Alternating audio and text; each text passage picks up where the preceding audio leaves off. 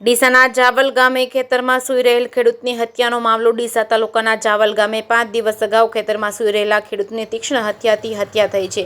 ખેડૂત રાત્રે પોતાના ખેતરમાં સૂવા ગયા હતા. સવારે ખેતરમાંથી મૃતદેહ મળ્યો હતો. માથામાં તેમજ જમણા કાન અને ગળા તેમજ છાતી પર તીક્ષ્ણ હત્યાના ઘા મારવામાં આવ્યા. ડીસા તાલુકાના જાવલ ગામના ખેડૂત ગણેશભાઈ જેઠાભાઈ પટેલની પણ હત્યા થઈ છે. પોલીસે હત્યાના આરોપીને પકડવા માટે 7 જેટલી બનાવી ટીમો હતી. 200 જેટલા સીસીટીવી ફૂટેજ ચેક કરવામાં આવ્યા હતા.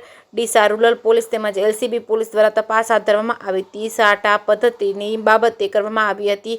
હત્યા ગણેશભાઈના લગ્ન થયા હતા, તો સાટા પદ્ધતિ સામે એક દીકરીને આપવાની હોય છે, ત્યારે પિતરાએ બહેન મંજુલાબેન પટેલને સાટા પદ્ધતિમાં સામે લગ્ન કરવાના હતા. જો આરોપી મંજુલાબેન પટેલને સહદેવ પટેલ સાથે પ્રેમ સંબંધ હતો, ત્યારે મંજુલાબેનને અન્ય જગ્યાએ સંબંધ હોય જે બીજે જવું ન હોય, એટલે જો ગણેશભાઈનું મોત થઈ જાય તો તે એ જગ્યાએ જવું ન પડે તે માટે હત્યા કર્યાનો પ્લાન હતો. મૃતકની પિતરાઈ બહેન મંજુલાબેન પટેલ, સહદેવ પટેલ, ભરત પટેલ દ્વારા પ્લાન કરવામાં આવી હતી હત્યા. પોલીસે ગણતરીના દિવસ અલગ અલગ સોર્સ દ્વારા હત્યારાઓને ઝડપી લીધા હતા. પોલીસે ત્રણેય આરોપીને ઝડપી પાડી જેલ હવાલે કર્યા હતા.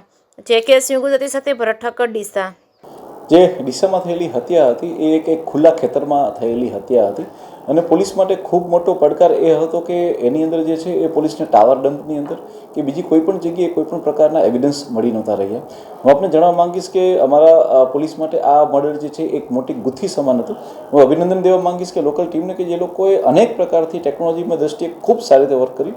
જ્યારે આરોપીનું ઇન્ટ્રોગેશન કરવામાં આવે છે ત્યારે જણાવે છે કે અલગ અલગ મૂવીઝ અને અલગ અલગ જે ક્રાઇમની સિરિયલો આવે છે તે જોઈને એ લોકોએ ખૂબ જ ઊંડાણપૂર્વકનું પ્લાનિંગ કર્યું હતું કે જેમાં એ લોકોએ છેલ્લા 15 થી 20 દિવસ દરમિયાન મોબાઈલનો કોઈ પણ પ્રકારનો ઉપયોગ નહીં કરવાનો, ત્યાં સુધીની એ લોકોએ એક મોડસ ઓપરેન્ડી અપનાવેલી હતી. આ સિવાય એ લોકોએ પોતાના જૂના વોટ્સએપથી કે બીજા કોઈ માધ્યમથી, સોશિયલ મીડિયા માધ્યમથી જે પણ વાર્તાલાપ કરેલો હતો એ તમામ વાર્તાલાપ અને ફોટોગ્રાફ્સને એ લોકોએ ડિલીટ સુદ્ધા કરી અને પોતાના મોબાઈલને ફોર્મેટ સુદ્ધા મારેલો હતો, જેથી કરીને પોલીસના હાથમાં કાંઈ ના આવે.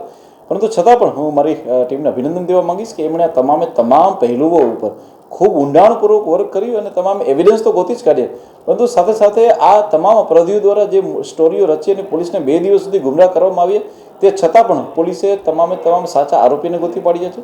તેમના જે દ્વારા જે હથિયારોનો ઉપયોગ કરવામાં આવ્યો છે તેને પણ પોલીસે ગોતી પાડ્યા છે. જે આ ડીસામાં જે થયેલી હત્યા છે તેની પાછળનું કારણ જે અમને પોલીસના ધ્યાનમાં આવ્યું છે તે ખૂબ જ એક શોકિંગ રીઝન છે. હત્યાના રીઝનમાં એવું આવે છે કે જે વ્યક્તિની હત્યા થઈ છે તે ગણેશભાઈ જે છે તે હત્યા કરનાર મંજુના પિતરાએ ભાઈ થઈ છે. અને કેટલાક સમાજની અંદર એ પ્રથા છે કે સાટા પદ્ધતિ, એટલે કે જો તમે કોઈ દીકરીને પોતાના ઘરે લગ્ન માટે લઈ આવો છો તો સામે તમારે પણ એક દીકરી આપવાની જ. અને ઘણા બધામાં કિસ્સા એવા ધ્યાનમાં આવે છે કે આમાં એક દીકરીને પસંદ હોય છે, જ્યારે બીજી દીકરીને પસંદ ના હોય કે જેને લગ્ન થઈ રહ્યા છે, તેના કારણે થઈને તે લોકોમાં હંમેશા એક રાગ, દ્વેષ, ઈર્ષા આ રહે છે. તો આ જ વસ્તુ આની અંદર રહી હતી કે આ મંજુને જે જગ્યાએ સાટામાં જવાનું હતું તે પસંદ ન હતું, એના માટે થઈ અને તેણે જે છે એ ના જવું પડે એના માટે થઈને તેણે પોતાના જ પિતરાઈ ભાઈનું પોતાના જ પ્રેમી સાથે મળી અને તેણે મર્ડર કરેલું છે. સર, ખાસ કરીને આ જે મહિલા આરોપી છે તેઓની પણ એક હિસ્ટ્રી બહાર આવી છે કે 4 થી 5 જેટલા જે લગ્ન કરેલા છે, અથવા તો જે પ્રકારે એમનો ગુનાહિત ઇતિહાસ પણ છે.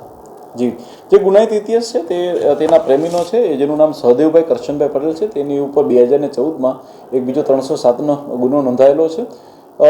તે સિવાય જે મહિલાઓ છે એમાં બી જોવામાં આવ્યું છે કે જે ગણેશભાઈ છે તેમના પત્ની જે છે તેમના જે આ ત્રીજા પત્ની હતા અને જે ત્રીજા પત્ની હતા તેના પણ એ 3 લગ્ન હતા. આ રીતે જોવા જઈએ તો દરેક વખતે લગ્નની અંદર જે છે એ મહિલાઓને સાટામાં જવું પડે અને સાટામાં જઈ અને 1, 2 નહીં પરંતુ 3 લગ્ન પતિના અને પત્નીના પણ થતા આની અંદર અમે લોકો જોયા છે. આની અંદર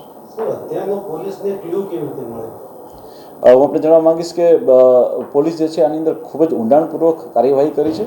પોલીસે એમના તમામ પહેલું પર કામ કર્યું છે અને આરોપીઓ ચાહે કેટલા બી હોશિયાર હોય, પરંતુ એ હંમેશા કોઈને કોઈ જગ્યાએ એ પોતાની ક્યાંક ને ક્યાંક ભૂલ કરી જતા હોય છે. પરંતુ દિવસે દિવસે પોલીસ માટે વર્ક થોડું કઠિન થતું જાય છે. આ લોકો દ્રશ્યમ જેવા મૂવી અને ક્રાઇમ પેટ્રોલ જેવી સિરિયલ જોઈ અને આરોપીઓ જે છે એ દિવસે ને દિવસે વધારે ને વધારે ધ્યાન રાખતા થયા છે. પરંતુ અમે પોલીસ પણ દરેક રીતે એમનાથી એકદમ આગળ રહીએ છીએ અને આ લોકો ગમે એટલું કરે છે. મર્ડર જેવા ગંભીર ગુનાની અંદર પોલીસ મહેનત કરી અને તેનો ઉકેલ ગોતી આપે છે.